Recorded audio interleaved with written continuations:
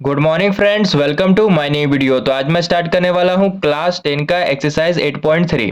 Question number 1 में दिया हुआ है express the trigonometric ratio sin a sec a and tan a in terms of cot a।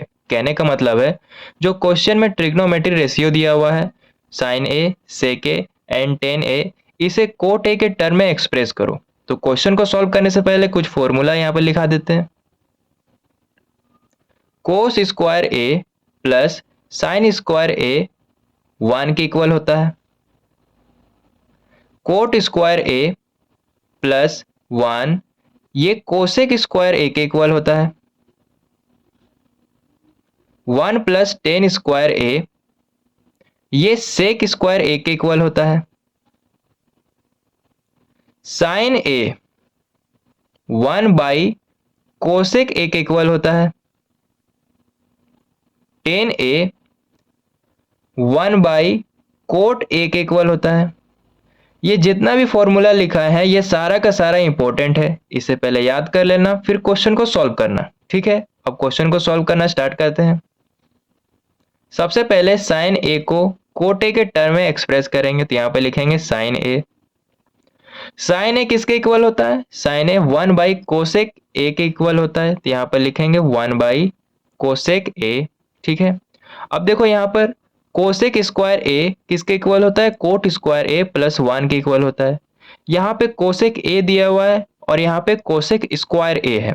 ठीक है, तो यहाँ पे स्क्वायर लगाना पड़ेगा और स्क्वायर रूट भी लगाना पड़ेगा। एग्जाम्पल समझते हैं, जैसे कि मेरे पास x है, ठीक है, इसके ऊपर स्क्वायर लगाएंगे और स्क्वायर रूट भी लगाएंगे। स्क्वायर रूट के अंदर क्या है? एक्स स्क्वायर है। जब इस स्क्वायर रूट को हटाएंगे तो अंदर जो 2x है बाहर सिर्फ एक ही x आएगा। ठीक है, उसी तरह यहाँ भी करेंगे।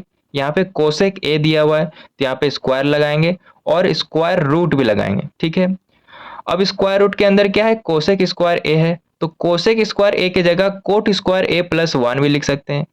ये इक्वल है इसके, तो इसके जगह ये वाला यहाँ पे लिखेंगे।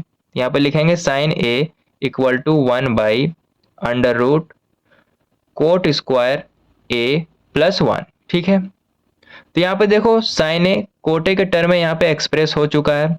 अब सेक ए को कोट ए के टर्म में एक्सप्रेस करेंगे, तो यहाँ पे देखो फॉर्मूला लिखा है सेक स्क्वायर ए किसके इक्वल है? 1 प्लस टेन स्क्वायर ए के इक्वल है, तो इसे यहाँ पर लिखेंगे sec square A equal to 1 plus tan square A. ठीक है, हमें क्वेश्चन में क्या बोला है कि सेक ए को कोट ए के टर्म में एक्सप्रेस करो, लेकिन यहाँ पे देखो सेक स्क्वायर ए है, तो क्या करेंगे? इस स्क्वायर को जब इस साइड भेजेंगे तो स्क्वायर रूट में चेंज हो जाएगा। क्या बोले? इस स्क्वायर को जब इस साइड भेजेंगे तो स्क्वायर रूट में चेंज हो जाएगा, तो भेज देते हैं। तो हो जाएगा sec A equal to under root 1 plus tan square A. ठीक है, यहाँ तक समझ में आ गया। अब देखो टेन ए किसके इक्वल होता है? 1 बाई कोट ए के इक्वल होता है, तो टेन ए की जगह 1 बाई कोट ए लिखेंगे, तो यहाँ पे लिखते हैं sec A equal to 1 plus 1 by cot A. यहाँ पे स्क्वायर लगा हुआ है तो यहाँ भी लगा देंगे स्क्वायर। अब आगे सॉल्व करेंगे, sec A equal to under root 1 plus 1 का स्क्वायर 1 हो जाएगा बाई कोट ए का स्क्वायर है तो कोट स्क्वायर ए हो जाएगा।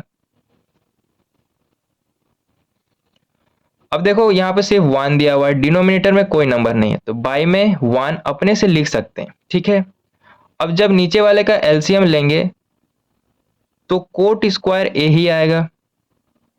ठीक है, अब क्या करेंगे? कोट स्क्वायर ए को 1 के साथ मल्टीप्लाई करेंगे तो कोट स्क्वायर ए ही आएगा, प्लस यहाँ भी कोट स्क्वायर ए है और यहाँ भी कोट स्क्वायर ए है, सेम सेम है, तो ऊपर वाला भी नंबर सेम यहाँ पे लिखेंगे। ऊपर में नंबर क्या है? 1, तो यहाँ पे 1 लिख देंगे। ठीक है, तो यहाँ भी हो गया सेक ए को कोट ए के टर्म में एक्सप्रेस कर दिए।